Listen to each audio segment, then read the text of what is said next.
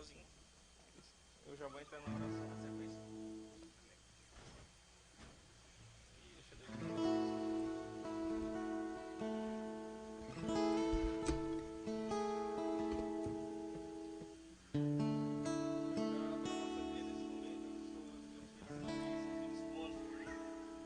Seus atos por ti. Somos teus, Pai. Agradecemos pela oportunidade que nos concede nessa noite. Deus, o Senhor venha abençoar cada lar, abrir as suas portas, Senhor, para que a tua palavra, o teu louvor seja doado em suas casas, Senhor, nessa noite.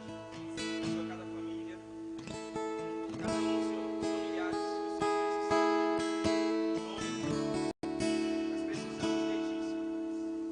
Espírito Santo de Deus, toma o teu lugar, Pai. Nos direciona, Pai, para que tu possas fazer em nossas mãos, nossos pés, nossas vozes, tudo que somos, seja para glorificar o Senhor. Então incendeia-nos, Pai, incendeia. Em nome de Jesus, fogo, Senhor, nas mãos dos meus pés deles, nas bocas, Senhor. Senhor, que incendiar nesse lugar. Da tua glória, Pai, seja palpável, Senhor, nas casas, onde forem enviados, em nome de Jesus, que um canal, Senhor, também. Obrigado, tá certo, na terra, no céu. No céu, na terra, em nome de Jesus. Em nome de Jesus. Glória a Deus. Te entronizamos, Senhor. Te agradecemos e te bendizemos. Tu reinas e tu está no controle de tudo, Pai. Queremos iniciar esse momento de louvor e adoração e conhecimento da tua palavra, dizendo, Pai, que tu és bom. Em todo o tempo tu és bom. Quero apresentar cada casa, Pai, que abriu suas portas. Cada casa que por meio da internet hoje vem receber a tua palavra, vem em unidade, em um só Espírito, adorar ao Senhor. Quero apresentar, Senhor, cada um dos teus filhos, que mais do que nunca precisam de ti. Aqueles que estão nos hospitais, aqueles que estão, Senhor, perecendo por conta dessa enfermidade que assolou o mundo. Deus, tem de misericórdia, Pai. Abençoa os médicos, toda a sua equipe, todos que estão trabalhando, Pai, os cientistas, todas as pessoas, Pai, que estão em oração, clamando ao Senhor. Eu creio, Pai, que uma mensagem foi enviada, e a mensagem é: filhinhos, vinde até mim, enquanto é tempo, enquanto vocês ainda podem me invocar, vinde a mim. E Pai, nós estamos aqui. Nós somos teus. Nós reconhecemos, Pai, que não somos nada sem ti. O dinheiro de nada vale sem ti. A força de nada vale sem ti. O poder de nada vale sem ti. Todo o conhecimento de nada vale sem o Senhor. Oh, Senhor, que cada coração seja limpo, que cada casa seja arrumada, e estejamos alinhados ao teu propósito. Obrigado, Jesus. Obrigado, Espírito Santo. Conduz esse momento, Pai, para a tua honra e para a tua glória, em nome de Jesus. Amados, a graça e a paz do Senhor. Você é especial para Deus. Ele está com você na alegria e na tristeza. Ele continua a abrir a palavra do Senhor lá no livro de Romanos, capítulo 8. Santo é o Senhor, Jesus. Você que tem caderno, caneta, esteja perto. Hoje o Senhor tem uma palavra aos nossos corações. Esteja atento ao que o Senhor vai falar com você nessa noite. Romanos capítulo 8, versículo 18, fala assim: porque para mim tenho por certo que as aflições desse tempo presente não são para comparar com a glória que em nós há de ser revelada, porque a ardente expectação da criatura espera a manifestação dos filhos de Deus. Tudo que estamos passando aqui, amados, tudo de ruim que acontece, ou que vem a acontecer, nada pode chegar perto daquilo que ainda está por vir. Sabe, nós estamos próximo da data em qual comemoramos a Páscoa. Muitas pessoas têm se recolhido, muitas pessoas têm buscado, eu creio, nesse tempo, mais do que nunca, se achegar ao Senhor, amar ao Senhor. E uma coisa é certa: Deus, Ele está voltando. No tempo da Páscoa, se lembra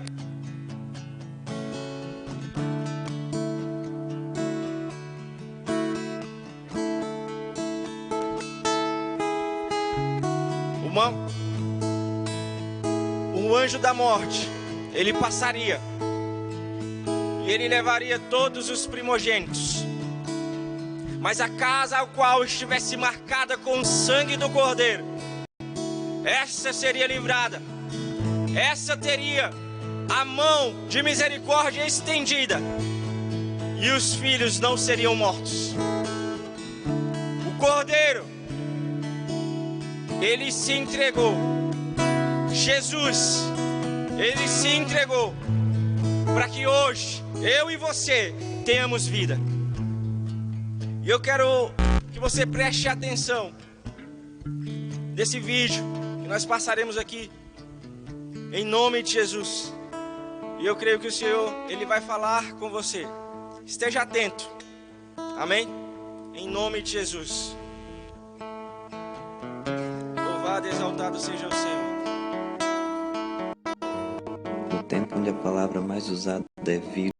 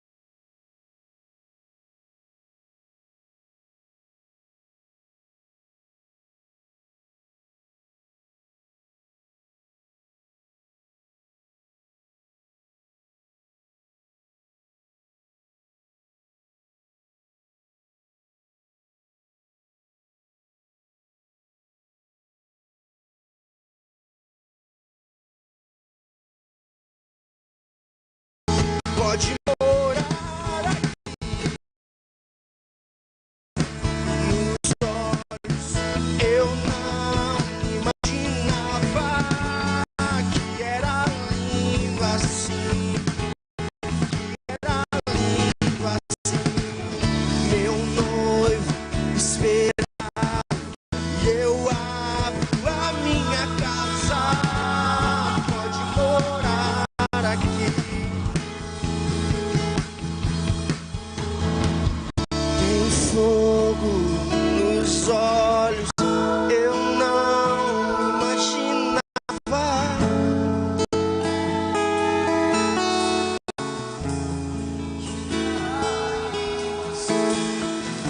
Meu noivo esperado, a minha casa.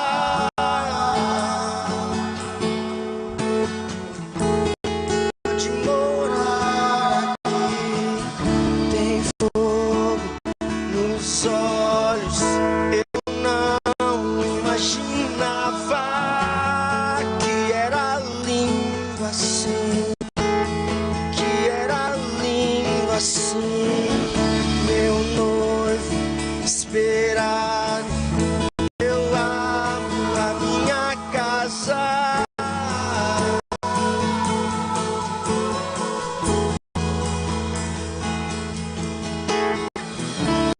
E eu te amo e vou gritar pro mundo inteiro.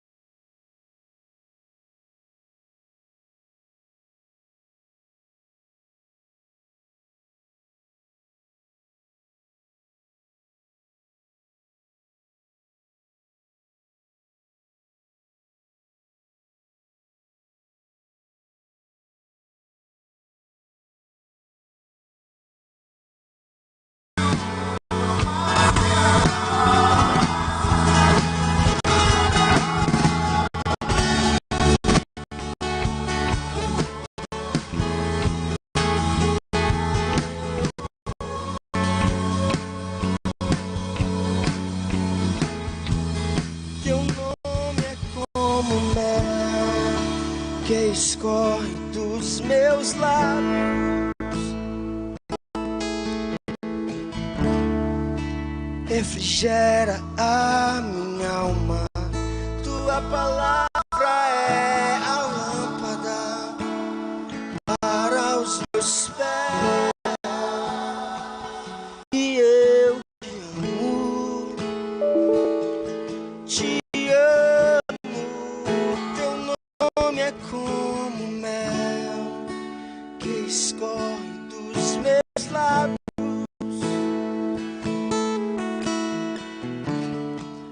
refrigera a minha alma. Tua palavra é a lâmpada para os meus pés. E eu te amo, e eu te amo, te amo, e nós te amamos, te amamos, e nós te amamos, te amamos. Teu nome é como mel que escorre dos meus lábios,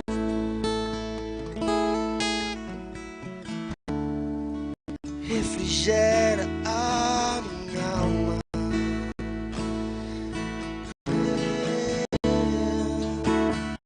Para os meus pés, e eu te amo.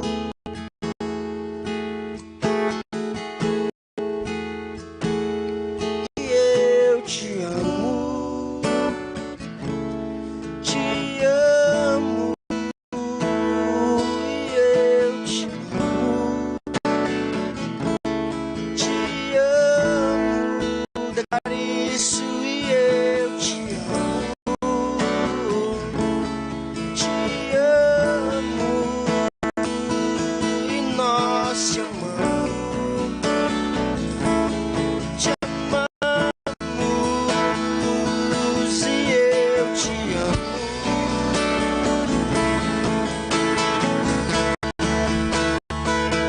E eu te amo.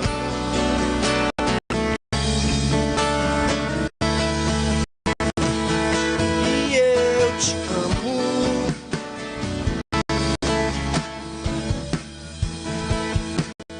E eu te amo.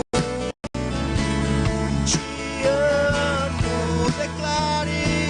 Eu te amo. Te amo. Teu nome como mel que escorre dos meus lábios. Teu espírito é como água, refrigera a minha alma. Tua palavra é a lâmpada para os meus pés. E eu te amo. Suas mãos. E eu te amo.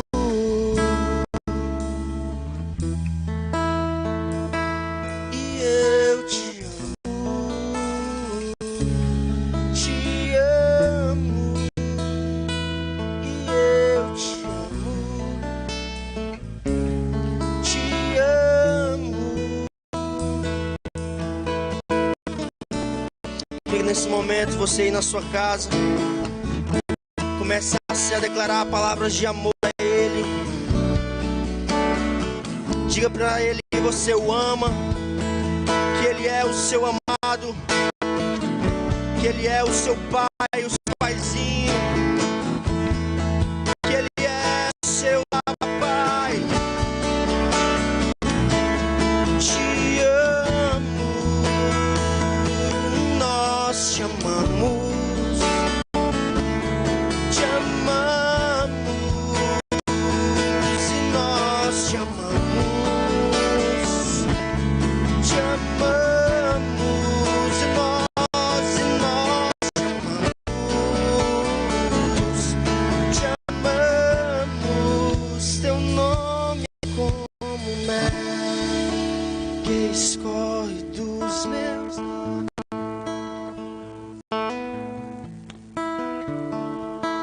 Refrigera a minha alma.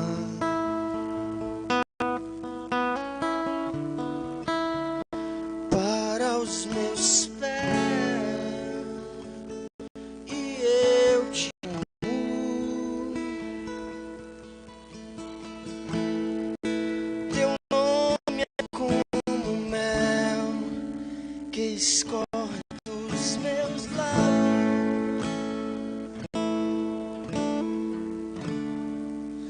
Refrigera a minha alma.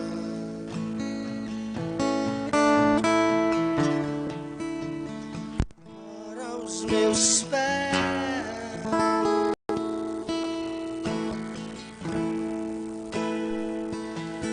Te amo. E eu te amo.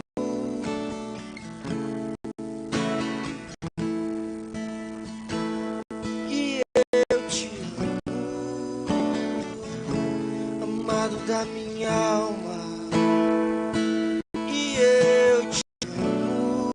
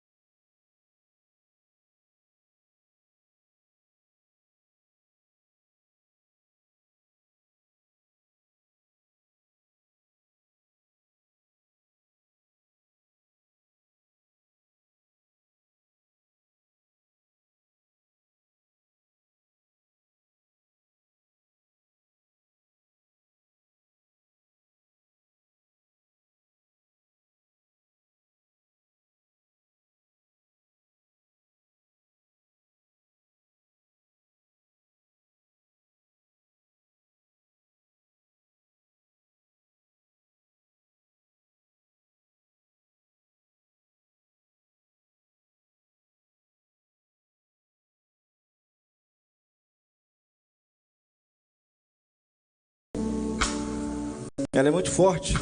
Essa canção, ela diz: eu te amo. Tantas são as formas de falar de amor. Poetas, enamorados, pais e filhos. Mas se eu não tenho uma prática, se eu não dou uma prova, as palavras de nada valem. Em João 3,16 fala que Deus amou o mundo de tal maneira que deu seu Filho unigênito, para que todo aquele que nele crê não pereça, mas tenha a vida eterna.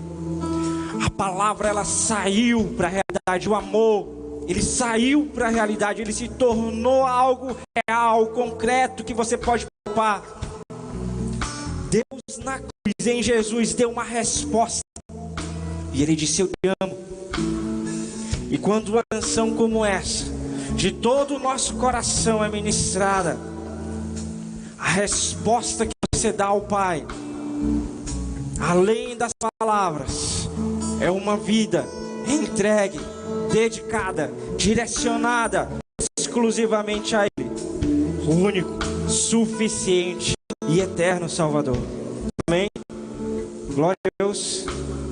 Jesus é lindo. Todo o Evangelho, os Evangelhos, melhor dizendo, ele não é sobre nós, mas ele vai retratar o amor de Deus por nós. Então não adianta eu querer as bênçãos do Evangelho sem querer o dono das bênçãos, sem eu querer o Deus do Evangelho. E amados, na noite de hoje, o Senhor, Ele tem uma palavra aos nossos corações. Abra comigo a palavra do Senhor lá no livro de Lucas.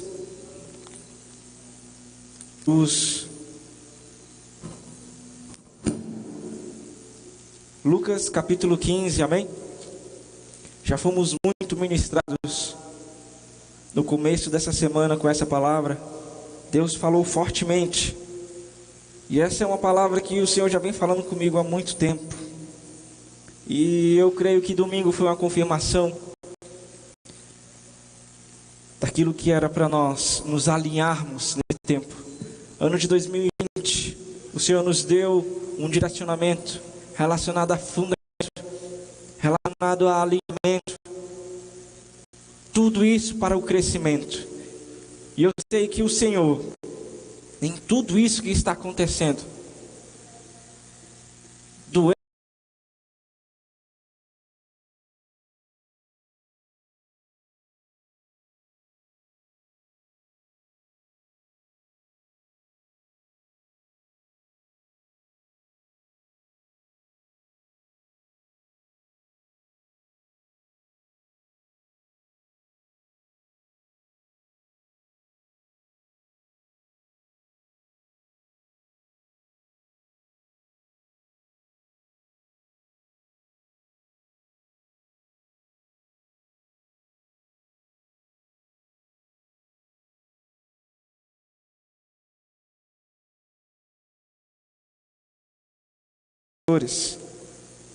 Para o ouvir.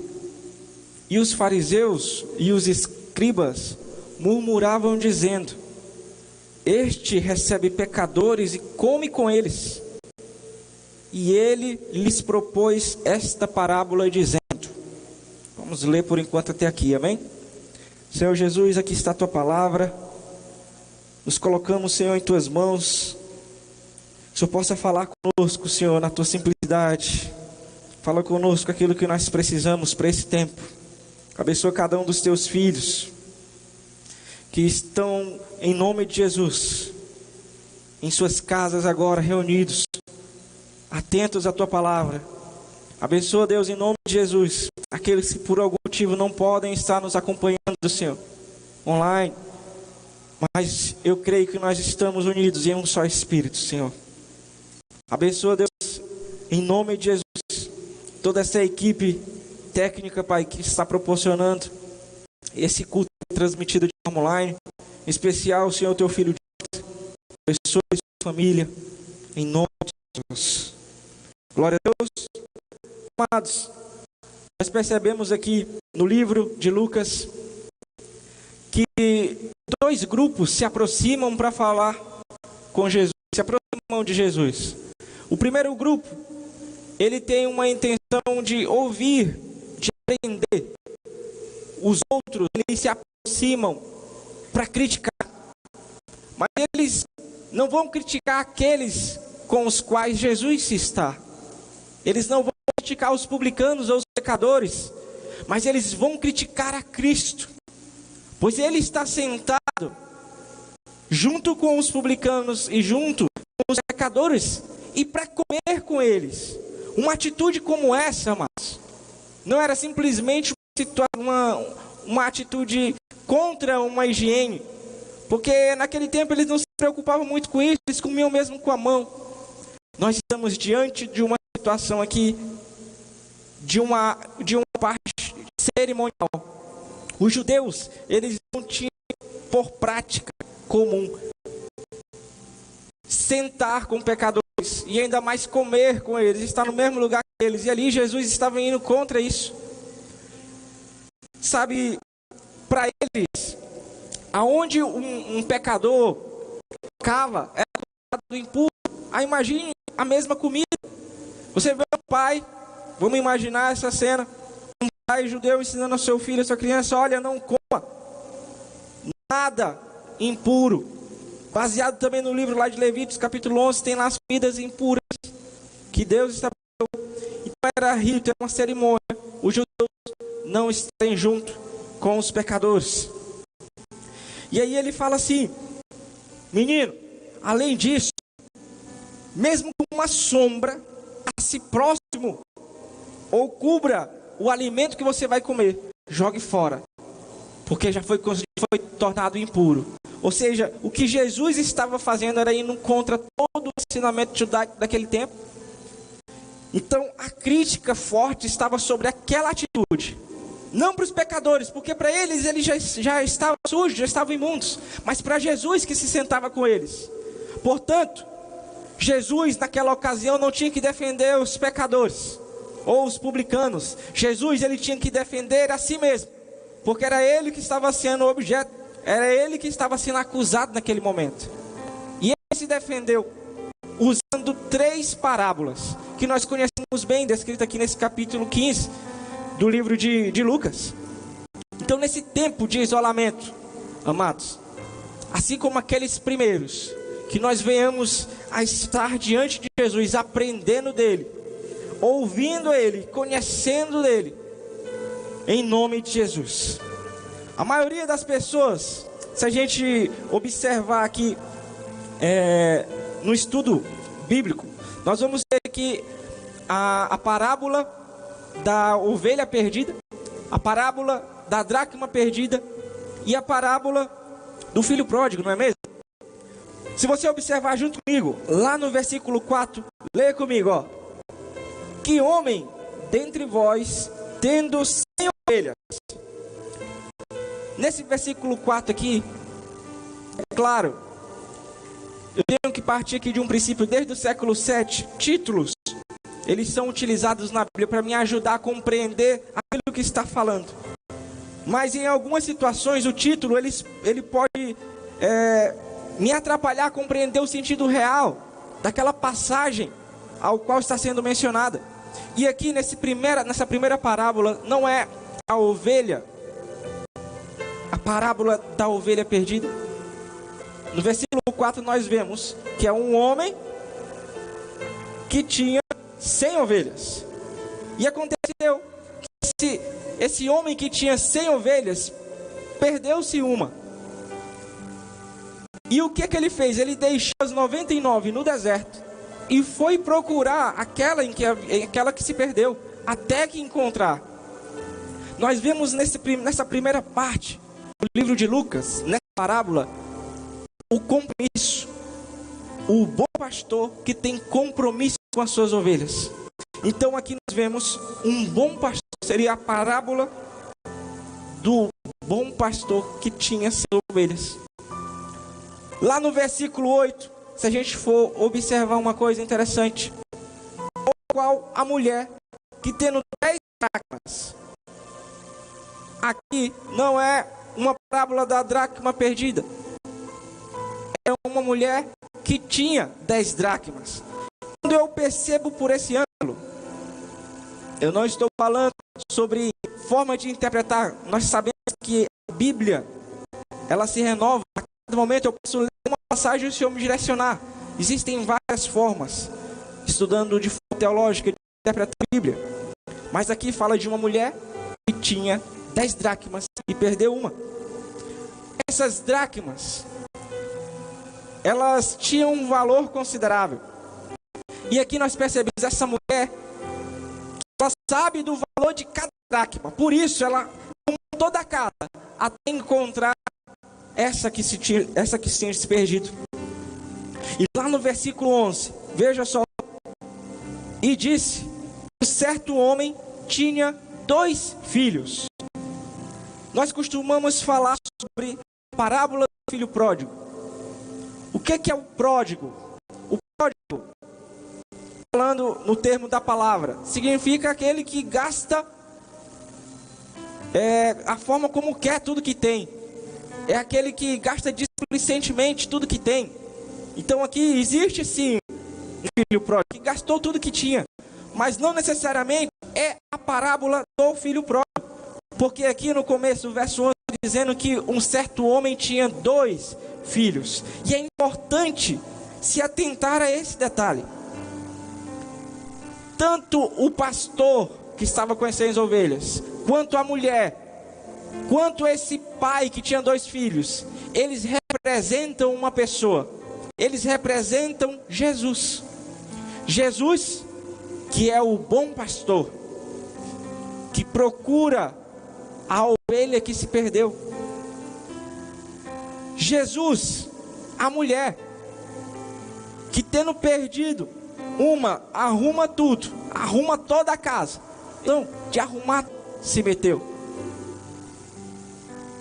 E o que ama, característica do pastor, nós, na característica, a percepção do valor, o saber dar valor, e na percepção nós vemos a característica do amor. Então, quando a gente começa a analisar dessa forma, amados, algo de surpreendente acontece. A extração daquilo que conosco muda conceitos. Quando nós deixamos somente, por exemplo, nessa parte do verso 11 do filho pródigo, ela pode tornar-se, imagine aqueles ouvintes originais se atentando ao que o Senhor estava falando, com lágrimas nos olhos, dizendo: Deus nos recebe de volta aquilo que nós fazemos. Para ambos os filhos, ambos os irmãos, Jesus estava ofendendo os 2, ofendendo aqueles ouvintes originais, e eles ficaram furiosos por conta disso. Jesus, o coração deles aquecidos, Jesus contou essa parábola para que tudo aquilo que foi construído de forma moral, de forma metodológica, proporcionado pelo homem, fosse quebrado, fosse jogado fora. Todas as categorias humanas de como se abordar a Deus, de como se chegar a Deus. Essa parábola nos diz que existem 2 formas de se aproximar de Deus, e as 2 estão erradas. 2 maneiras de se estar espiritualmente perdido. Existem 2 maneiras. Nós podemos perceber que se está espiritualmente perdido, e somente um caminho para se voltar para casa. Amados, a primeira forma que nós podemos tirar dessa parábola aqui, fala dos publicanos, fala dos pecadores. Eles representam o irmão mais novo. Eles são representados pelo irmão mais novo, aquele que joga fora toda a moralidade tradicional, aquele que joga fora tudo aquilo que os pais deles o ensinou. Eles não fazem nada que os pais deles gostariam que tivesse feito. Sabe, ele representa uma abordagem aqui relativista. A salvação para ele é ser verdadeiro e fiel àquilo que ele mesmo acredita. É ser fiel e leal a ele mesmo. Encontrar o que é bom para ele. Fazer o que é bom para ele. Considera que existe um Deus, mas esse Deus, ele gosta que ele seja fiel a si mesmo. aos seus próprios princípios. Então, nessa primeira forma, nós temos o irmão mais novo. Na segunda forma, nós temos aqui os fariseus e publicanos, os escribas representados. Nós temos o irmão mais velho, que representa os fariseus e os escribas.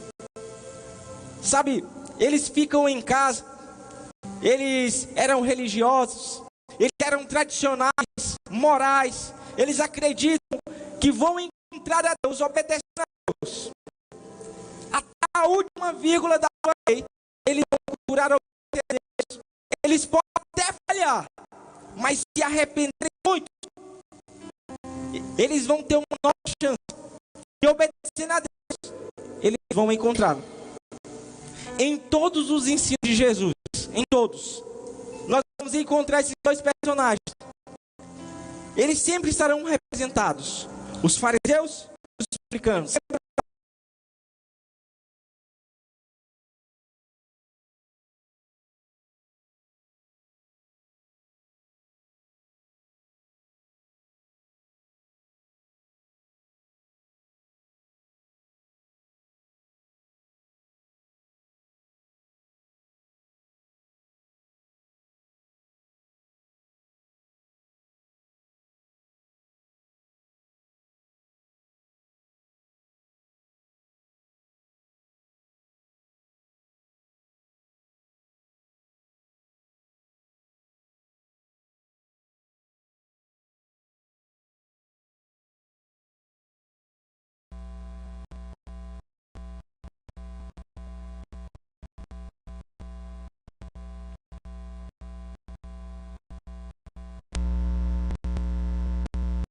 As histórias de Jesus, em todos os casos, é somente e sempre a pessoa religiosa moral, veja só, a pessoa religiosa e moral que não compreende a Jesus, as pessoas excluídas, as pessoas desprezadas, ao contrário, elas são atraídas para Jesus.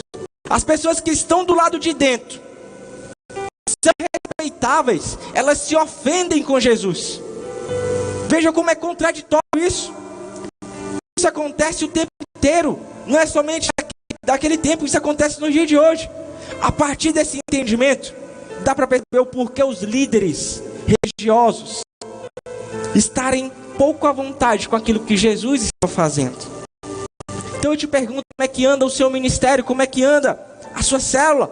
Como é que da rede você supervisiona? O departamento que Cristo lhe ofereceu. O departamento que Cristo lhe confiou, como é que anda? Se não tivermos a mesma resposta prática que Jesus tinha naquele tempo, nós estamos correndo um sério risco de estarmos Cristo e irmãos mais velhos. Ou então nós estamos pregando com clareza aquilo que o Evangelho nos orienta. A nossa sociedade ela é dividida em duas formas: o moralista e o relativista, como já vimos. Aparentemente são duas formas de se encontrar a Deus. Pode ser que se chamarmos hoje uma pessoa para ir para a igreja, uma pessoa para conhecer a Cristo, ela pode considerar que a gente esteja chamando ela do lado moral, só porque ela está do lado de fora.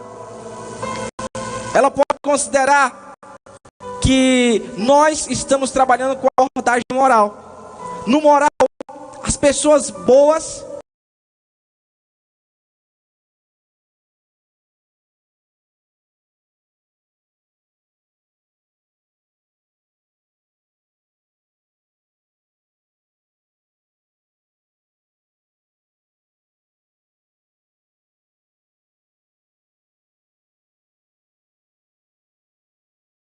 na parábola, nós temos dois jovens, dois filhos, dois meninos, um bom e um mau.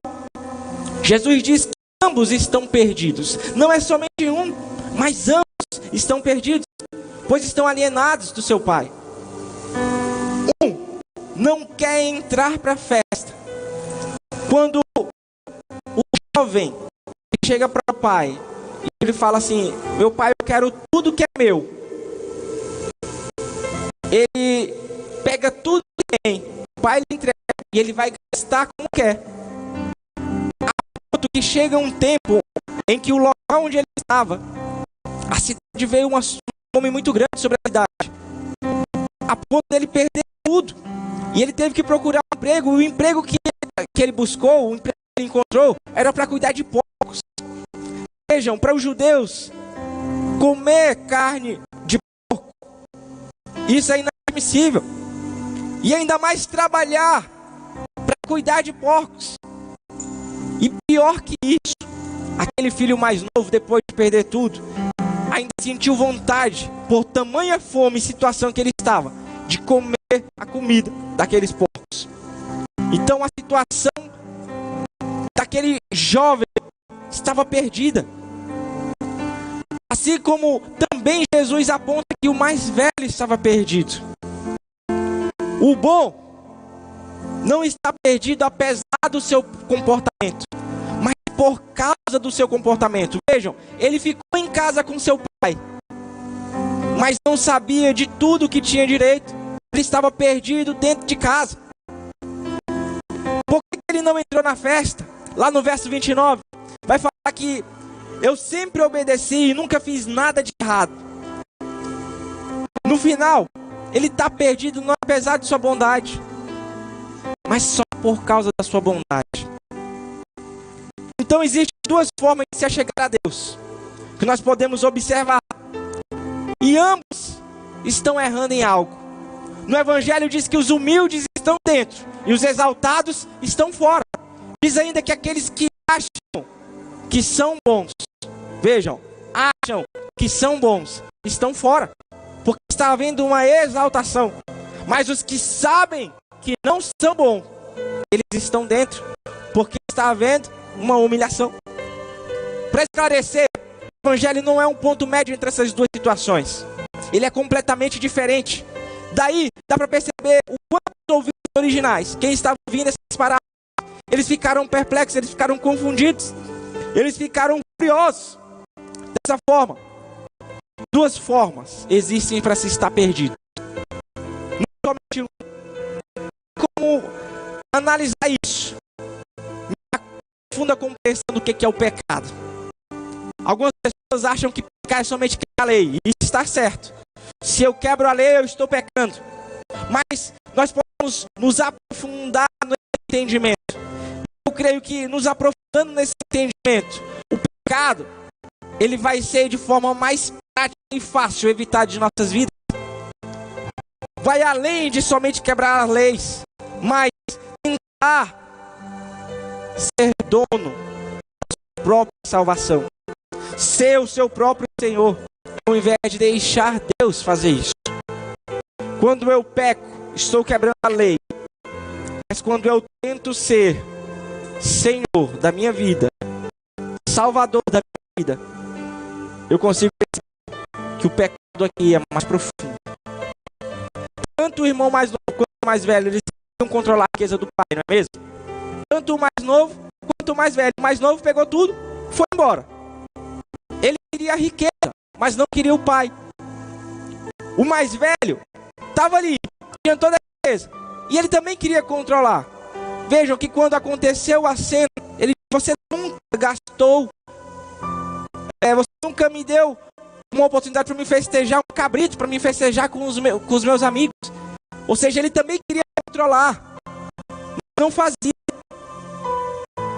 Existem duas formas de ser o seu Senhor e Salvador. Existem duas formas de você querer controlar a sua vida e também querer controlar a Deus. A primeira, querendo todas as regras e viver de forma louca. Agora eu vou ter a minha vida louca.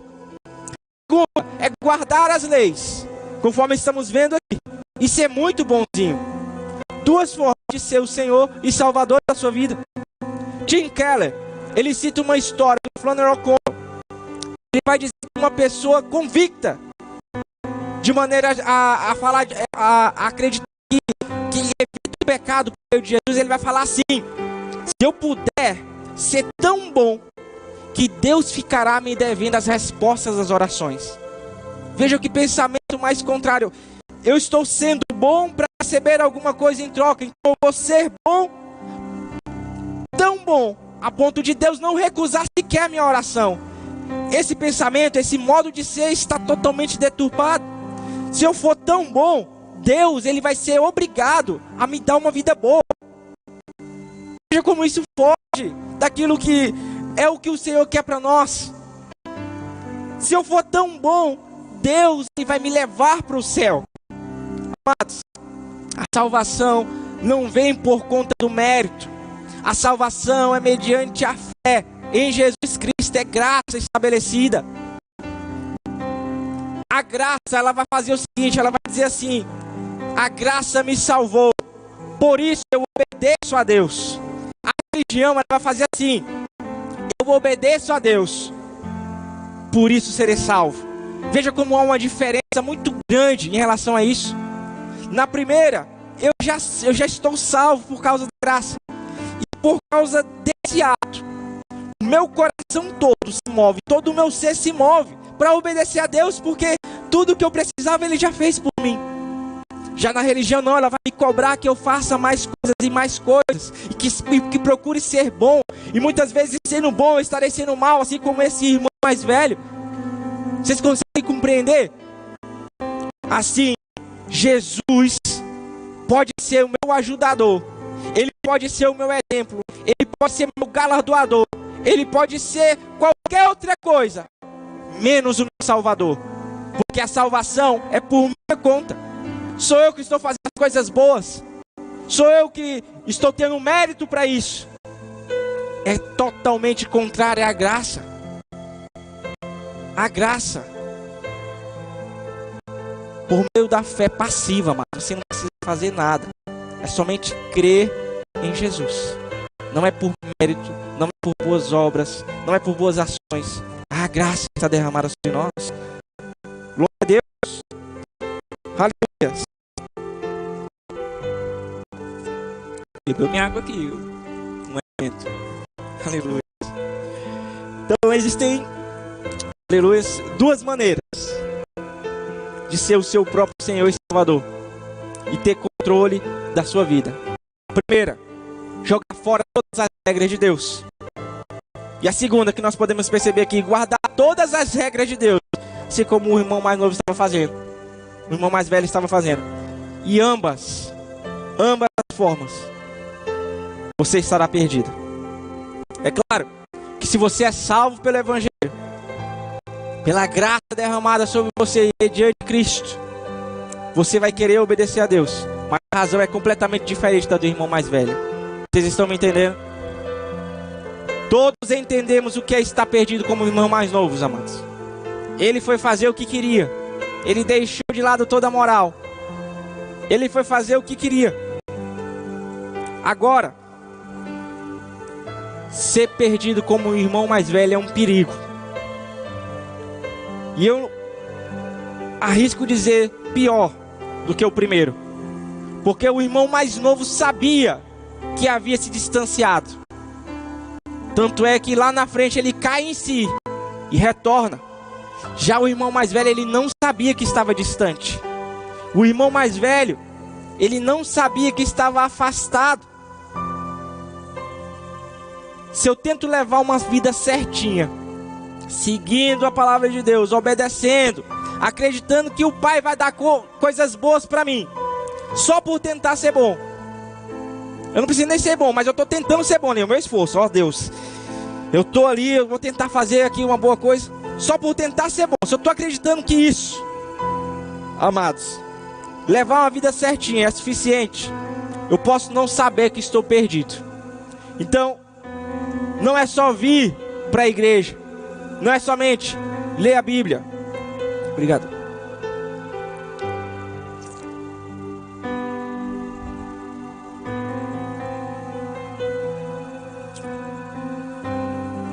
Mas é ter um coração grato, um coração de filho, que ama ao Senhor, que reconhece que a graça está derramada sobre nós. Porque senão pode correr o risco de eu estar como um irmão mais velho. Se estou doente, geralmente o que eu faço? Vou pro médico. Talvez, né? Tem alguns velhinhos teimosos, como meu pai. E se não, eu jamais procuro um médico. E o que acontece? Eu morro. O irmão mais velho estava nessa situação, ele não sabia que estava afastado, não sabia que estava distante. Em todas as igrejas, amados, em todo lugar, você pode encontrar pessoas como o irmão mais velho. E isso é um problema muito grande. O irmão mais velho não tem uma mudança de vida espiritual real. E existe aquele ser, irmão mais velho, em todos nós, amados. E ele deve ser afastado.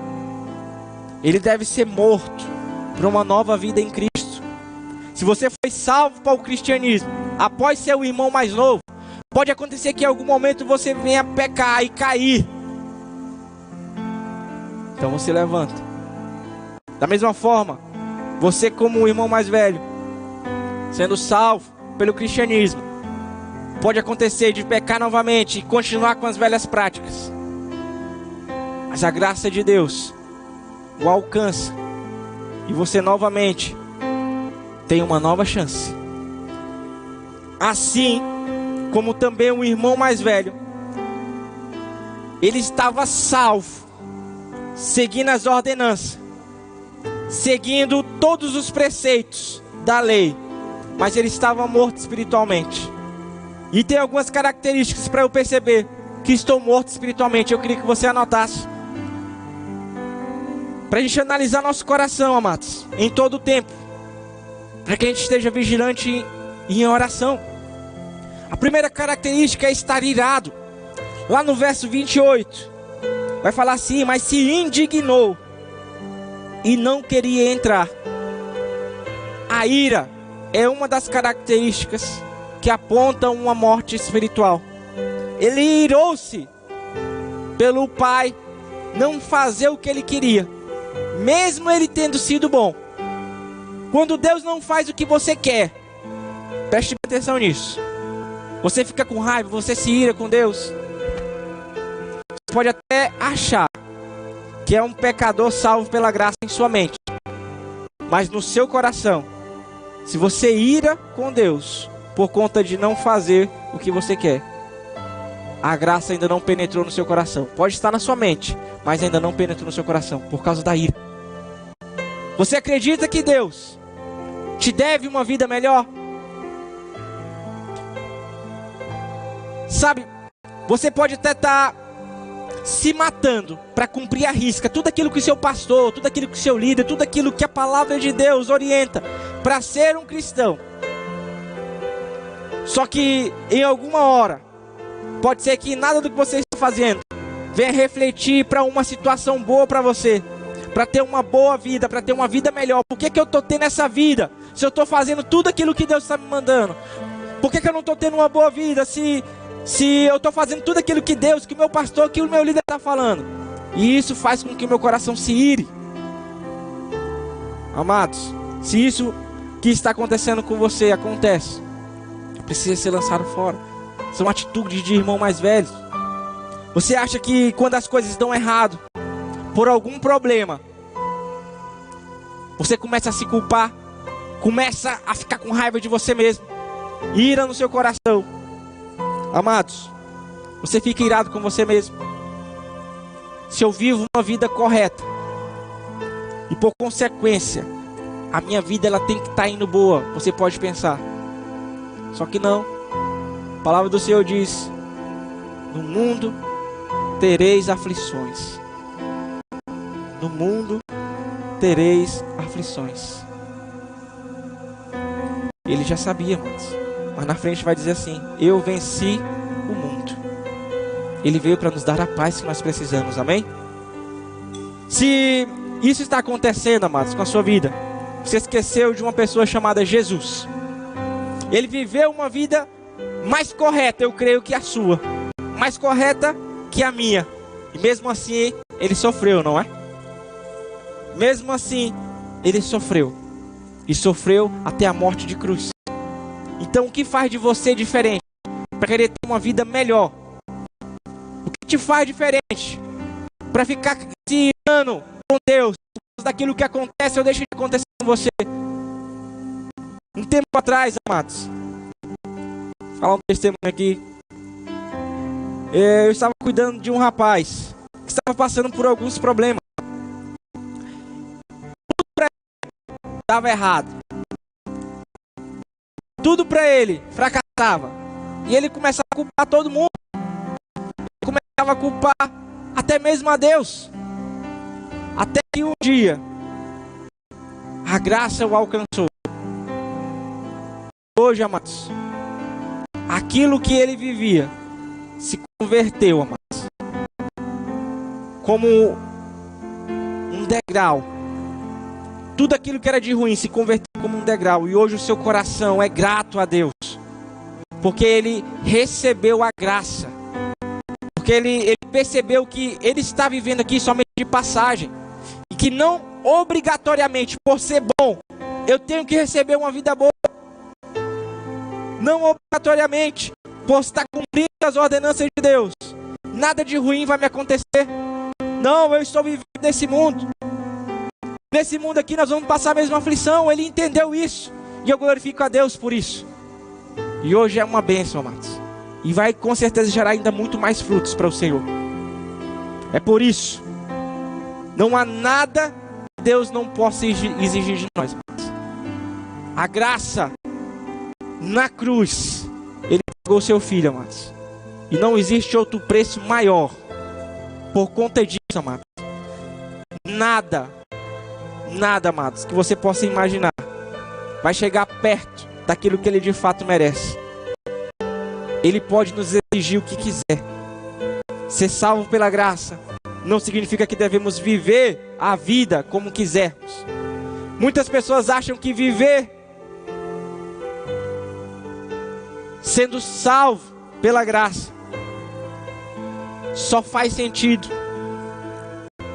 se eu for realmente uma pessoa que cumprir as ordenanças. Ser salvo pela graça não faz sentido ser bom. Se eu já fui salvo, por que eu vou ser bom? Algumas pessoas podem pensar isso. Mas viver uma vida como essa, somente por medo do castigo, por medo da morte, por medo de qualquer outra coisa. Se você obedece a Deus somente por isso, você não obedece por outra coisa senão por medo. Sendo que a motivação deve ser unicamente e exclusivamente o amor.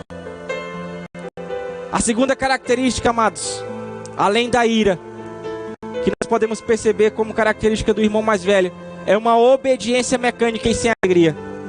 Lá no verso 29, nós vamos ver assim: respondendo, ele disse ao pai: eis que te sirvo há tantos anos sem nunca transgredir o mandamento, e nunca me deste um cabrito para alegrar-me com os meus amigos. Nós vemos aqui ele declarando que trabalhava feito um escravo. Uma obediência mecânica, uma obediência sem alegria. E aqui eu vou contar um outro testemunho aqui, ó. Hoje eu vim com muito testemunho. Glória a Deus. Teve um tempo, amados, que eu era um jovem escoteiro. Hoje eu sou escoteiro, mas eu era um jovem escoteiro. E dentro dos escoteiros, nós temos algumas conquistas para realizar. E tinha uma conquista que eu queria, chamada especialidade. E uma especialidade de informática. E tinha algumas etapas para se concluir. E eu busquei de todas as formas alcançar todas as etapas para conquistar aquela insígnia. E assim eu fiz. Só que a minha motivação naquele tempo era somente para ter aquele distintivo aqui no meu braço. Eu ainda não tinha um entendimento real. Mas hoje, se você me perguntar, eu sou apaixonado por informática. Me informei na área, trabalho na área, estudo sobre a área. Então, aquilo que antes era uma obrigação, hoje se tornou amor. E começou daquela forma. A obediência mecânica, sem alegria, era um sacrifício para conquistar uma insígnia. Ela se transformou em algo no meu coração que hoje gera frutos.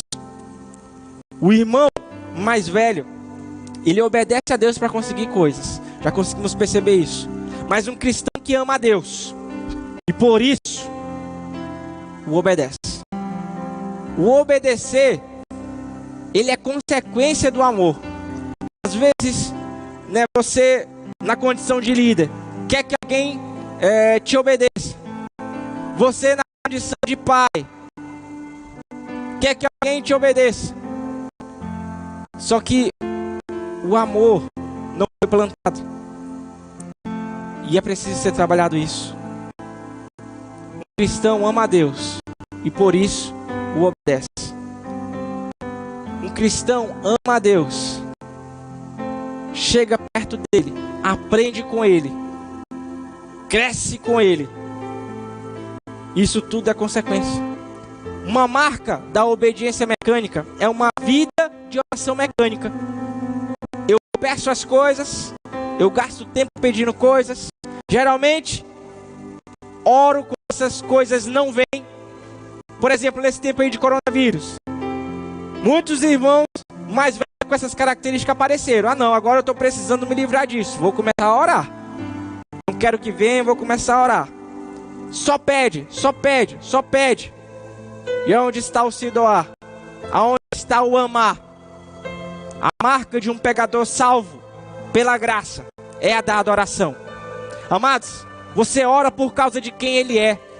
Você adora por causa dele. Você glorifica para que o nome dele seja exaltado. Tem uma história apócrifa contada por Elizabeth Elliot. Ela é bem interessante. Eu vou compartilhar com vocês. Um dia, Jesus estava com os seus discípulos e ele falou o seguinte: eu gostaria que vocês carregassem uma pedra para mim. E ele não deu qualquer explicação sobre isso.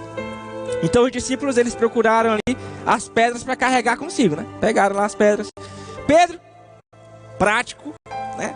Ele procurou a menor pedra. Afinal, Jesus, ele não deu nenhuma discriminação sobre tamanho, sobre peso, né?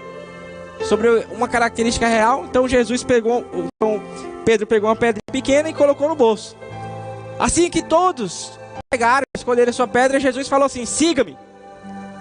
E eles deram início à caminhada. Por volta do meio-dia, Jesus pediu que todos se sentassem. E ele fez um gesto com a mão. E todas aquelas pedras, elas se transformaram em pão. Aí Pedro olhou assim. Jesus falou: é hora de comer. Poucos segundos depois, amados, Pedro já tinha terminado. Ele tinha escolhido só uma pedrinha. Terminada a refeição, Jesus pediu para que todos eles se levantassem. Tornou a dizer: eu gostaria que você pegassem uma pedra e carregassem para mim. Dessa vez Pedro, ele pensou: ah, eu já sei. E então ele pegou, escolheu uma pedra que ele pudesse carregar, mais grande, pesada, ou sobre o ombro. Então Jesus disse: siga. Aí ele falou: olha, mal posso esperar para o jantar. E começaram a caminhar. Pedro, ele mal conseguia acompanhar os outros.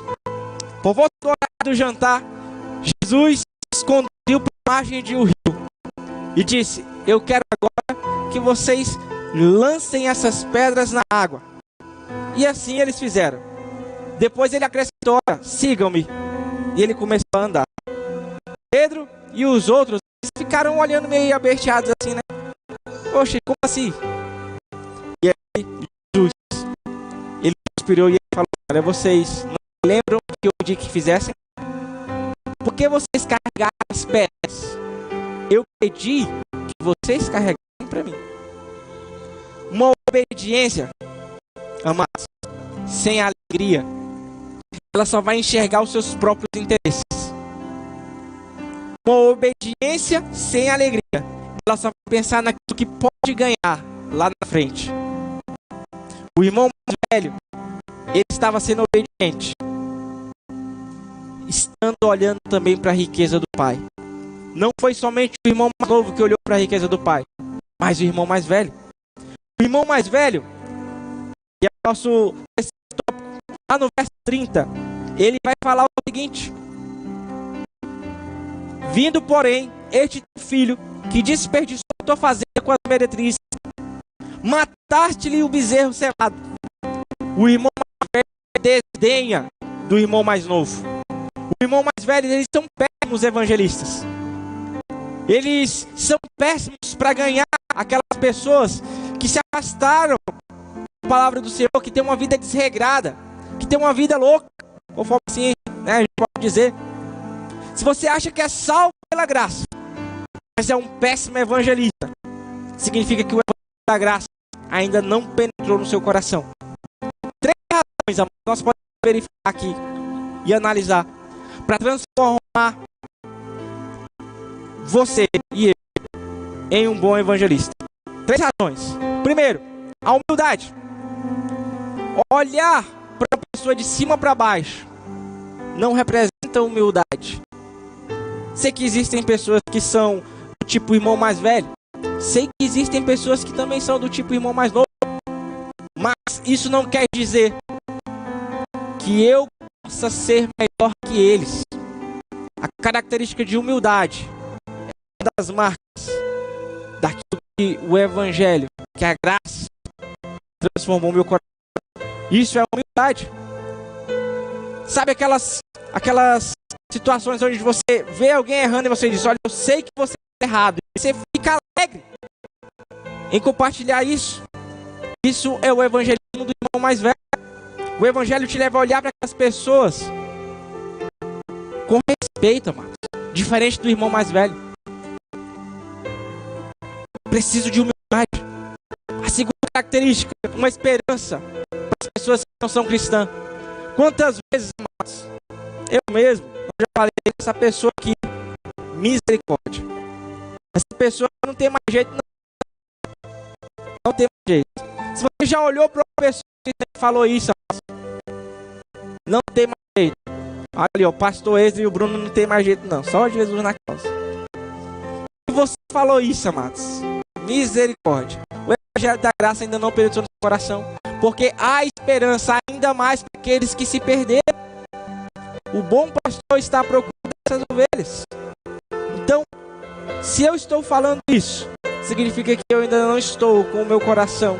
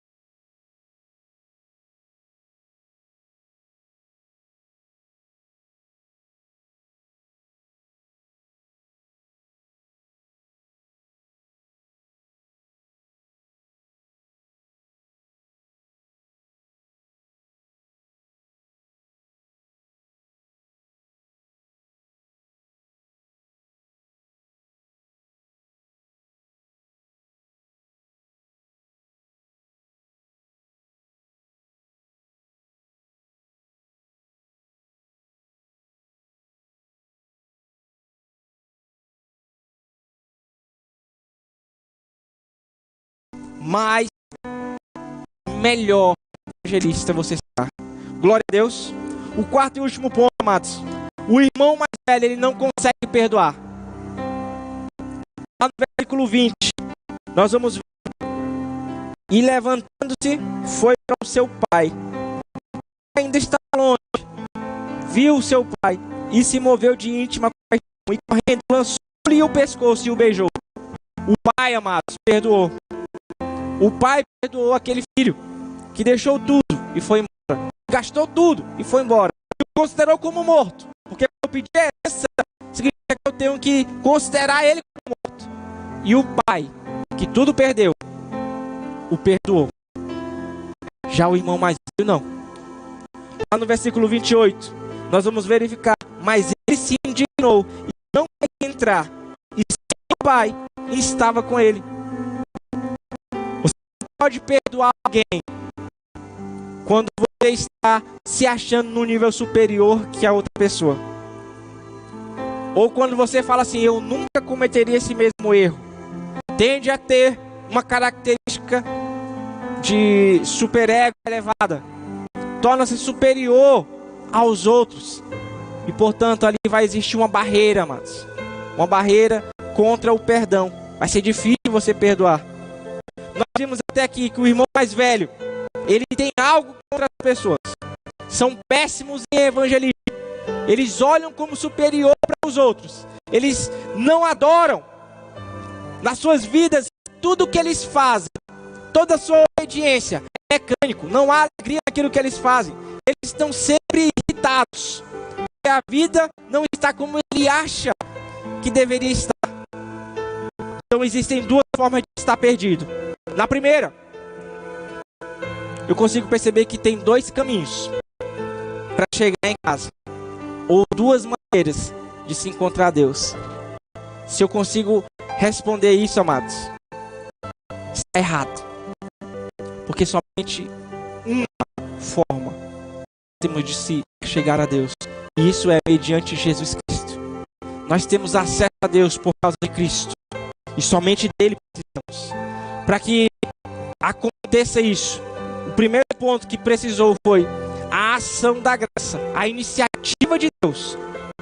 Em João 3,16 nós vamos ver a iniciativa de Deus. Deus entregando o seu Filho, a graça sendo derramada sobre nós, para a salvação daqueles que se perderam. Nós podemos perceber, amados, que o Pai, ele não foi ao encontro somente de um filho, não foi ao encontro somente daquele que se perdeu e voltou. Não, ele foi ao encontro dos dois. Quando o filho mais velho chegou, não quis entrar por fé, o pai foi de encontro a ele para tentar conciliá-lo, para que ele pudesse entrar. O primeiro, ele não chegou e disse, olha, se arrepende para que eu possa te beijar. Não, no primeiro ele chegou e beijou. Isso ajudou ao arrependimento do mais novo. No segundo, ele vai conciliá-lo para entrar. Só que o irmão mais velho, eles são como aqueles ouvintes originais. Os ouvintes originais, amados, são os fariseus, são os escribas. Eles são os inimigos de Deus, aqueles que vão matá-lo, que vão levá-lo até a cruz. E mesmo assim, Jesus foi até eles com amor. Jesus está amando cada um deles, falando com cada um deles. Ele está falando com os irmãos mais velhos, com a atitude de um irmão mais velho. Nós vemos, amados, que o primeiro passo, eu preciso de uma iniciativa de Deus. E agora, eu preciso de um arrependimento. Mas não é só se arrepender dos pecados para ser cristão. Os fariseus, os ouvintes originais dessa parábola, todas as vezes que erram, eles vão lá e se arrependem. Eles seguem a lei. Vai, se arrepende. Está lá. Se arrepender é tirar o seu senso de justiça, sabe, a sua própria justiça, é se aprofundar no arrependimento a ponto de nunca mais praticar aquilo. Um arrependimento é diferente do remorso, sabe, aquelas razões que te levaram para fazer alguma coisa boa, uma boa obra, ela tem que ser deixada de lado. Para que isso aconteça, você precisa deixar Deus ser o seu Senhor e Salvador. Porque muitas vezes a razão de você estar fazendo alguma coisa boa é somente por causa do seu ego, ou é somente por causa de uma obediência sem alegria, e não por causa do seu Senhor e Salvador. Após isso, a morte que é proveniente do irmão mais novo ou mais velho, ela vai desaparecer. A morte espiritual. As boas obras, elas podem fazer o ego inflar, não é verdade? Ah, não, eu estou fazendo uma coisa boa aqui, todo mundo vai me ver. Quando aqui uma cesta básica para quem está precisando. O alter ego pode querer se levantar, amados. E esse alter ego, ele tem que ser morto. Para que eu consiga perceber isso, eu preciso ser completamente convicto do custo que foi trazer aquele irmão para casa de novo. Qual foi o custo para trazer o irmão mais novo para casa? Você já se fez essa pergunta? Quanto custou trazer aquele irmão mais novo? Se você analisar, no primeiro momento parece que não custou nada. No primeiro momento o pai simplesmente vai, abre os braços e o recebe, não é verdade? Não custou nada. O pai, ele o recebe e não cobra nada por causa disso. Parece que foi de graça. O irmão mais novo se chegou de novo. Só que tudo o que ele tinha, todo o direito que ele tinha na frente do seu pai, ele perdeu, ele gastou tudo. Ou seja, ele não tinha nada. Quando ele chega, não tinha como pagar mesmo se ele quisesse. Só que houve um custo. Sabe, a roupa que ele vestiu, a sandália que ele calçou, o anel que ele usou, o novilho que foi dado para a festa, houve um custo para tudo isso. No capítulo que nós lemos, existem as 3 parábolas. O pastor que vai buscar a ovelha perdida, já falamos. A mulher que vai buscar a dracma perdida. E ao ler essa terceira, nós somos, pela lógica, levados a perceber que alguém vai buscar esse primeiro irmão que se perdeu. Não é verdade? Alguém vai ter que sair para ir buscar ele. E se você analisar, pegando o contexto, deveria ser o irmão mais velho. Ele poderia chegar e dizer: ei pai, deixa comigo, eu vou buscar o meu irmão lá, às minhas custas. Pode deixar que eu vou trazer ele de volta. Quem já assistiu Naruto aí vai entender. E ele iria. Ele vacilou, mas pode deixar comigo. Mas Jesus, ele não vai mostrar um irmão mais velho assim. Jesus, ele vai mostrar o irmão mais velho como um fariseu. E olha aqui, quando ele mostra a cara deles, a cara não é boa, não é bonita. E por isso, amados, eles se iram. Nós temos um irmão mais velho. Nós temos um irmão mais velho que é bem melhor do que esse citado aqui na parábola. Um que foi em busca como um bom pastor da ovelha que se perdeu.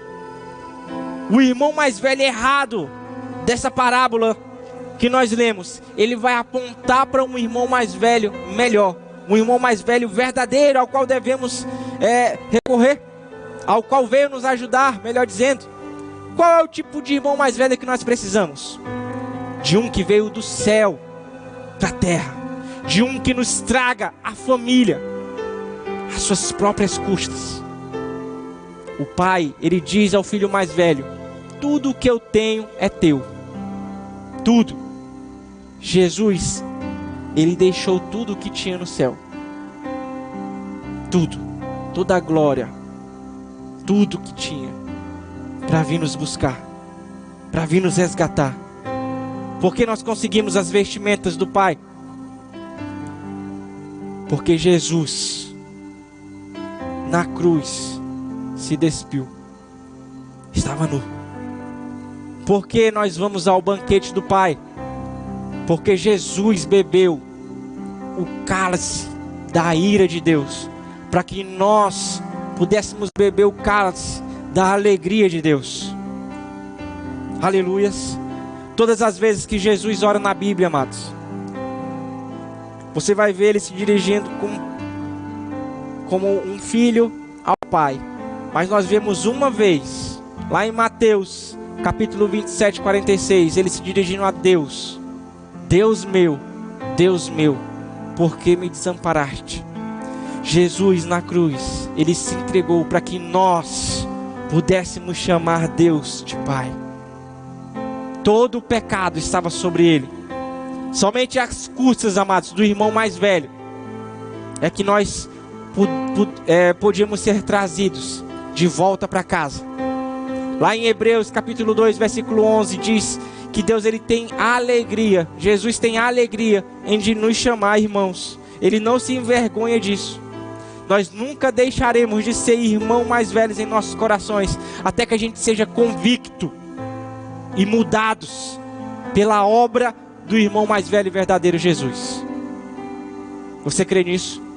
Então deixe Ele mudar. Deixe Ele tirar tudo o que é da velha natureza. O que é da velha natureza tem que ser morto, para que o novo viva. Neste tempo de isolamento, eu creio, já está passando. Ele vai passar. Mas assim como nós falamos no começo, o que você vai fazer como filho após esse período passar? A palavra do Senhor lida no começo foi Romanos 8, lá no versículo 18 e 19. No final vai falar assim: eis que a criação espera a manifestação dos filhos de Deus. Nesse tempo, amados, é tempo de agir como filhos, de ser filhos. A graça está derramada sobre nós. Deixe Jesus estar dentro de você. Abra o seu coração para que Ele entre e reine. Deixe o Espírito Santo te guiar, não menosprezando os outros, mas amando a Deus acima de todas as coisas, e ao próximo como a você mesmo. Quando você ama ao Senhor, amados, o resto vai ser consequência. O amor, ele vai automaticamente gerar a obediência no meu coração. Amém? Eu louvo a Deus pela vida de um homem de Deus chamado Timothy Keller, a qual foi boca de Deus para a ministração dessa palavra ao meu coração. Transmissão para vocês. Que Deus o abençoe e continue usando, em nome de Jesus. Que essa palavra você possa, em nome de Jesus, meditar nela, para que ela venha gerar frutos, para que ela venha, em nome de Jesus, transformar o seu homem interior. Porque de nada adianta ter só o exterior mudado, mas a transformação ela acontece de dentro para fora. O bom pastor, ele já veio buscar a ovelha que tinha se perdido. A mulher, ela veio para arrumar a casa, até encontrar aquela dracma que se perdeu. E o pai ama os dois filhos. Através da palavra de Deus, através de Jesus, nós somos convocados a ser santos, como Ele é santo. Sabendo que nós não somos melhor que ninguém. Sabendo que nós precisamos a cada tempo melhorar. Depois que essa pandemia acabar, amados, quando você puder voltar à sua rotina normal, o que será que vai sair de você nesse tempo do seu quarto, desse tempo de secreto que você tem? O pastor, assim que começou tudo isso, ele falou uma coisa muito interessante. Meu pastor Atantos, ele disse: a figueira está sendo balançada. Muitos que deveriam estar firmados estão demonstrando quem são. Irmãos mais velhos, irmãos mais novos. Você vai perceber uma coisa bem interessante nessa história. O irmão mais novo estava perdido, mas voltou, foi salvo. O irmão mais velho, que estava ali, achando que estava tudo bem, estava perdido, e não quis entrar na festa.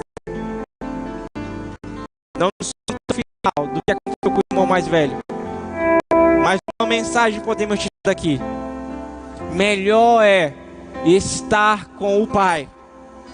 Melhor é ter o coração grato a Ele. Melhor é não viver conforme as minhas vontades, conforme os meus desejos, conforme aquilo que o mundo quer que eu viva. Mas melhor é estar nos braços do Pai. Em nome de Jesus, você esteja sendo ministrado pelo Espírito Santo nesse tempo. E que a luz de Deus brilhe em você quando tudo isso acabar. Uma coisa interessante, eu não publiquei nos grupos porque estou ainda atrás da confirmação da fonte real. Mas lá na China, em uma matéria que eu li, diz que é proibido até um culto como esse online. Você sabe que lá é um país perseguido. Proibido falar do amor de Deus. Comunista. E aqui nós temos a oportunidade, mesmo em um tempo de pandemia, de estar compartilhando do amor de Jesus, de estar falando de Jesus. Ei, filho, não perca tempo. Jesus te ama e Ele quer te usar. Não se ache melhor que os outros, mas deixe o seu espírito ser vivificado através de Jesus. E seja a boca de Deus nesse tempo, para levar palavra de esperança às pessoas que precisam. E mais,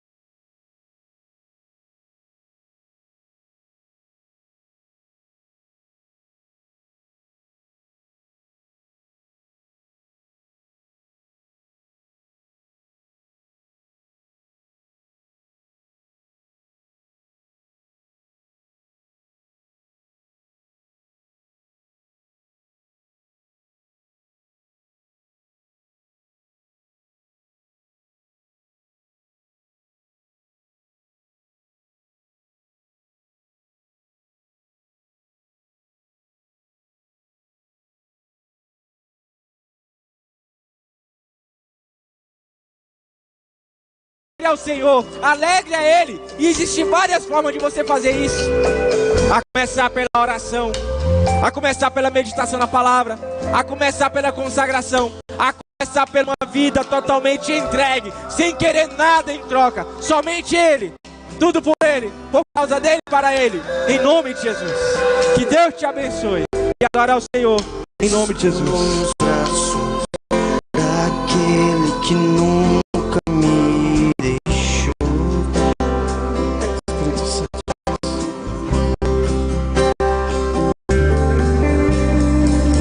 Seu amor perfeito sempre esteve repousado em mim.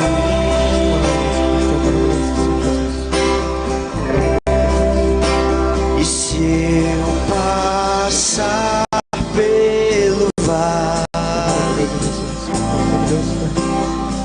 acharei conforto em teu amor, pois eu sei que és aquele que me guarda.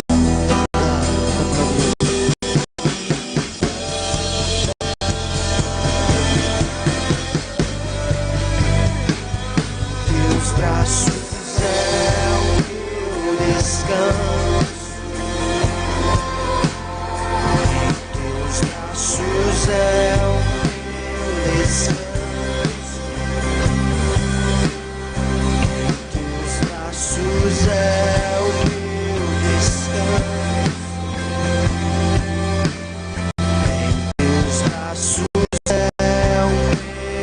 Seguro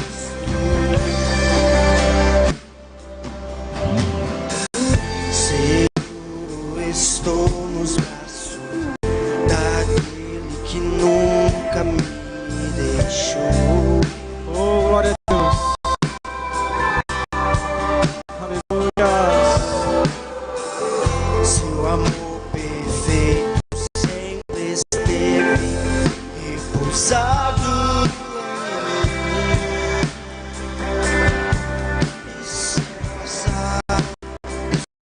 Eu passar pelo vale,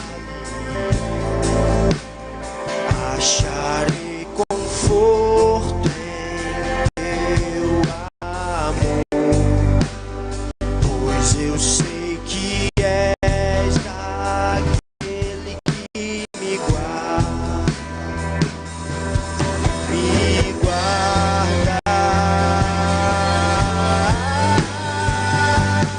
em teus braços é meu descanso,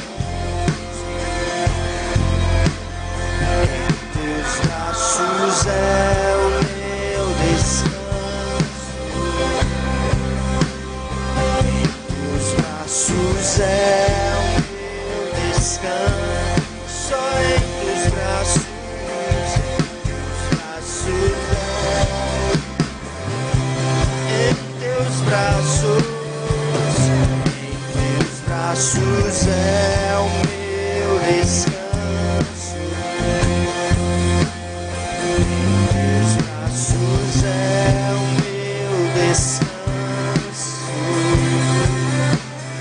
em teus braços é o meu descanso, em teus braços é o meu descanso.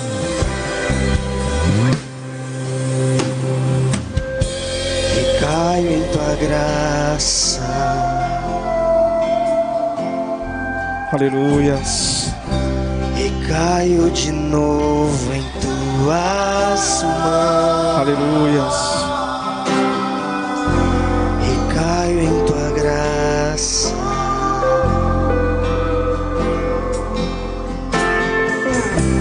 e caio de novo em tuas mãos. Aleluia. Eu recaio, Santo, santo.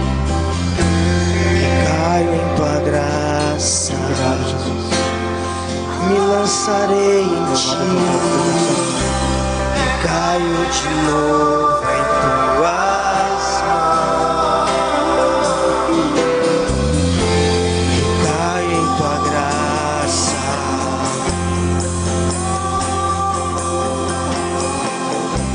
e caio de novo em tuas mãos. E se eu passar pelo vale, acharei conforto em teu amor, pois eu sei que és aquele que me guarda, me guarda.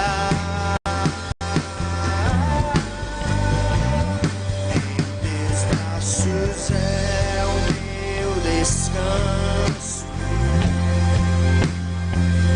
teus braços é o meu descanso, teus braços é o meu descanso, em teus braços é o meu descanso. Teus braços é o meu descanso, teus braços é É nos braços dele, é nos braços dele. O melhor lugar para estarmos. O melhor lugar para você estar. A graça já foi derramada.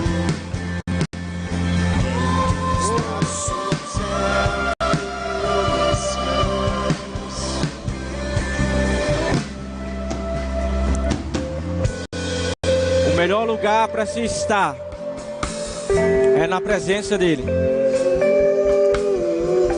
A graça, ela já foi derramada. Ela já foi entregue. Então tome posse. Através do amor, através da fé em Jesus, temos acesso ao Pai. Por meio dele está a salvação.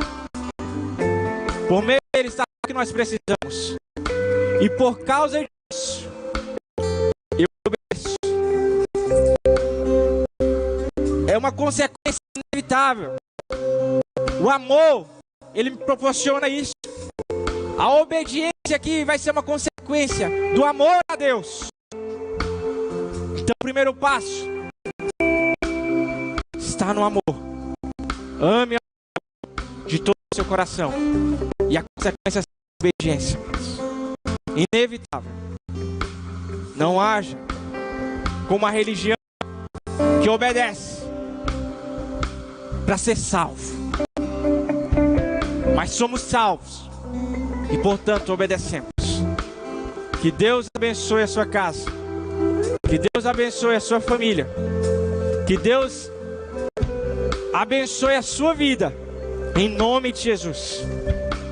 Que tudo isso que nós estamos passando de experiência seja para estarmos crescendo em intimidade com o Pai. Que Deus abençoe o Ministério Hope. Teus filhos se dispuseram a estar aqui adorando ao Senhor. Suas casas, suas famílias. Nossa equipe. Pastor Ezra, Jonathan, Bruno Magalhães. Em nome de Jesus. Continue em oração, continue em vigilância. Em nome de Jesus. Amanhã é Páscoa. Comemora-se a Páscoa. Cordeiro, sacrifício vivo, a marca do sangue que garante a salvação. Celebre com entendimento que o Cordeiro é Jesus. E ele já foi morto, uma vez por todas, já foi morto. O preço já foi pago. Glória a Deus, que Deus te abençoe, em nome de Jesus. Em nome de Jesus. Oh, Jesus.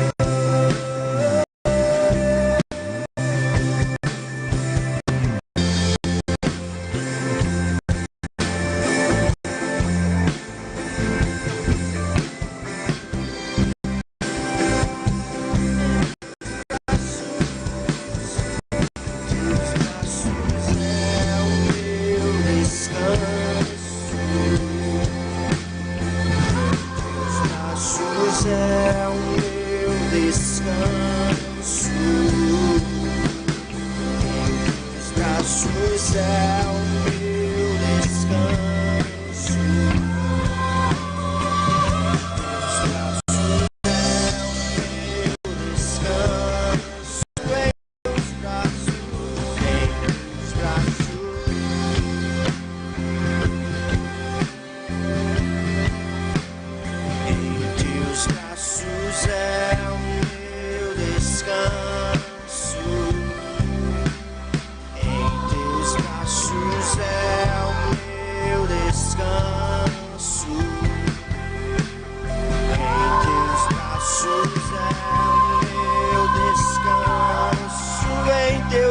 abençoado.